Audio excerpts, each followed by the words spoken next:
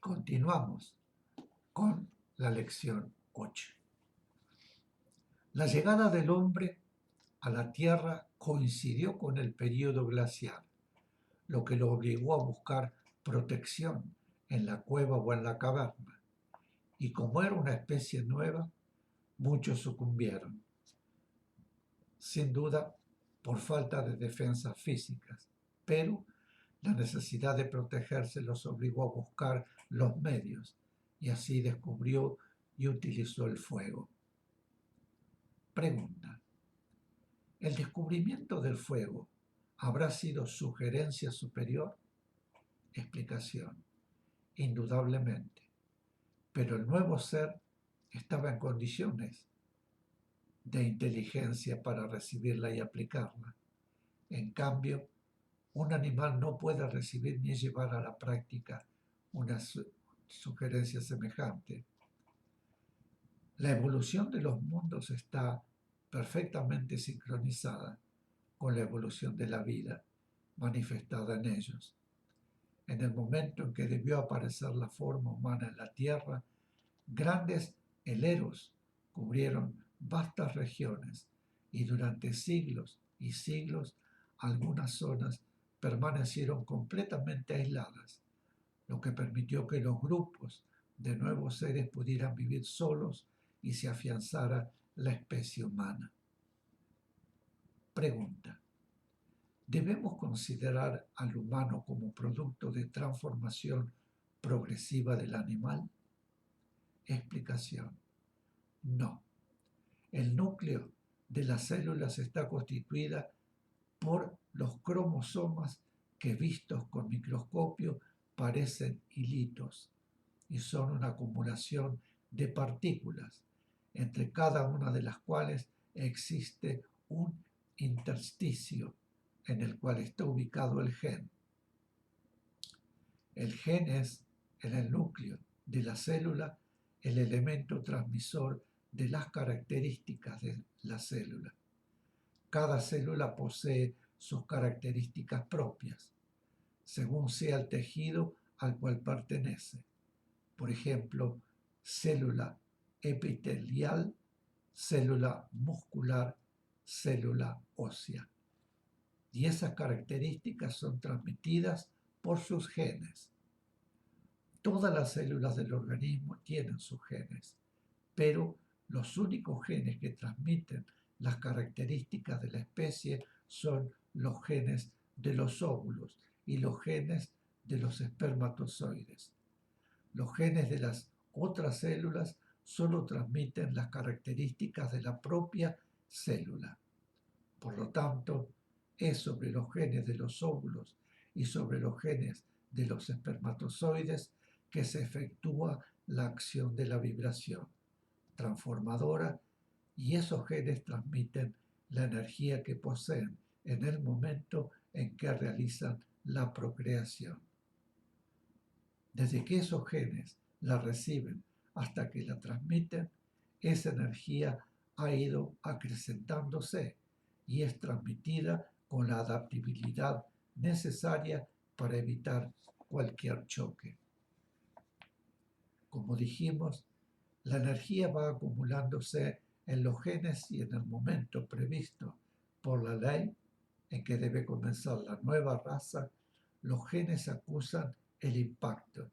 Se produce una eclosión y entonces esa energía penetra completamente los genes y los modifica. Luego, al procrear, procrean ya de acuerdo con los efectos que ha producido en ellos esa energía o vibración transformadora. Mientras esa energía va acumulándose en los genes sin penetrarlos, estos van sintiendo la presión, no la acción. La presión modifica su vibración en determinada forma y lo va adaptando. Podríamos decir que sufren una presión de adaptación, pero cuando acusan el impacto y se conmueve el gen y la vibración transformadora, los penetra, lo transforma íntimamente.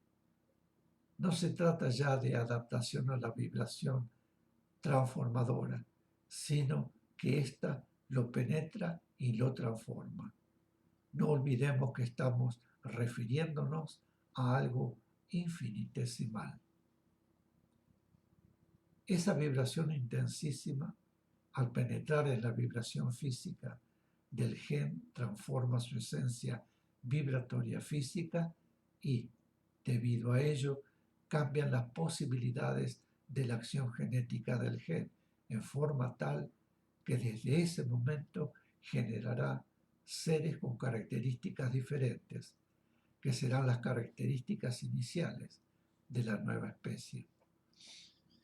Por lo tanto, el humano no ha sido producto de transformación progresiva del animal, sino que el gen del animal, modificado por la vibración transformadora que lo penetró, generó un ser diferente que fue humano.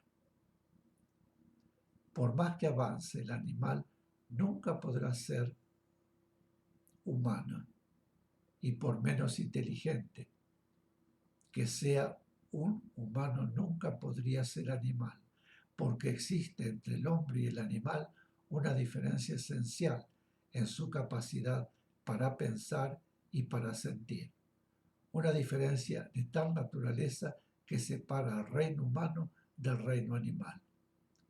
Esa diferencia está en lo íntimo porque la presión y la acción de la vibración transformadora, al producir impacto, penetrar los genes y modificarlos, creó en ellos un nuevo aspecto mediante el cual los genes generaron seres con capacidad para comenzar y pensar, y también para comenzar a sentir en forma diferente, y no seres de apariencia externa diferente u órganos diferentes.